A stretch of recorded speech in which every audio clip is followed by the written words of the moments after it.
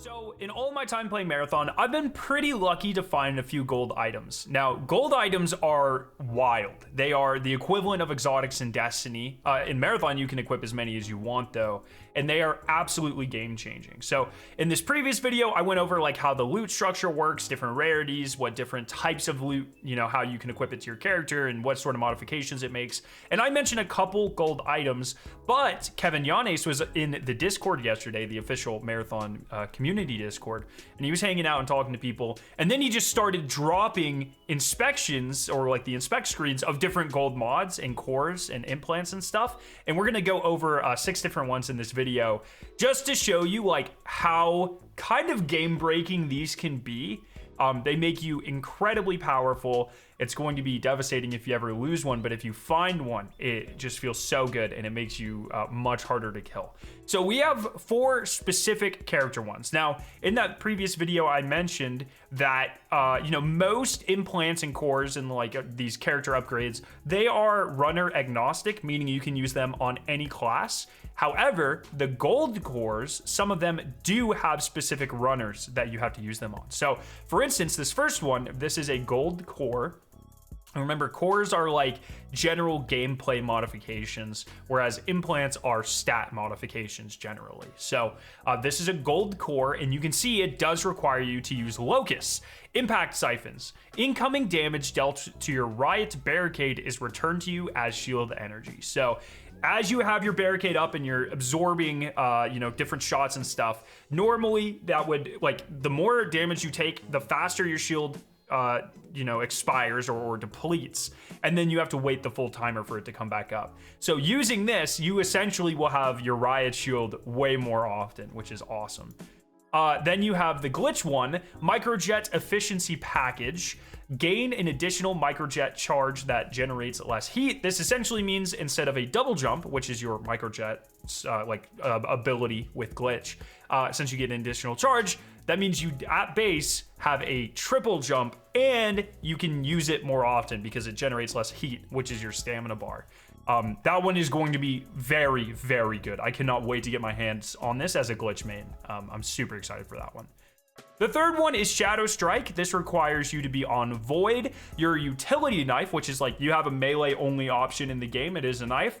While you are invisible, it gets increased damage, which is crazy. So if you want to be like an assassin, you go invisible, you pull out your knife with Void and this core, bam, and then you're just going to be killing everyone. This is going to be a problem. It's going to be really fun. This one is by far, I think, the most broken. Intuition for the Blackbird character. Interrogation now triggers upon downing a hostile runner. So interrogation on Blackbird, when you walk up to an enemy that's downed and you perform a finisher, or an execution, I think it's called in this game, it will ping the teammates of that individual no matter where they are on the map, even if they're invisible, whatever. This will make it so when you down someone, you immediately know where their teammates are. This is like definitely going to have to be nerfed, right? Like, are we all in agreement there? That seems so unbelievably broken and overpowered. But I'm pretty excited for it. So nice. Next, we have a backpack, the 24XS Sneak Pack Plus. So any character will be able to use this. It gives you plus 24 slots into your inventory, so you can carry a lot more items. But it also means that you gain invisibility when you open a container. I've played with this one a little bit in previous playtests. It's not a ton of invisibility, but like in terms of duration. But when you are like invisible, you are invisible. So this one is really good. If someone's chasing you, you can run into a room, open up a box, and then, hopefully they run right past you. It is pretty insane. Then you have Distance Runner V5. This is an implant. Once again, you can use this on any character. Sprinting does not build heat for a short time after sliding. Now, in this game, I would say like the number one thing that affects like your playstyle and the skill gap and that sort of thing is how you manage your heat and your advanced movement. When you're on faster characters like Glitch or Locust and you're using your double jump or your thruster jump or your super sprint or whatever, that builds heat much faster. And so that means you can close distances very quickly, but then once you hit heat, you just kind of like walk, like you're really slow until the heat cools down.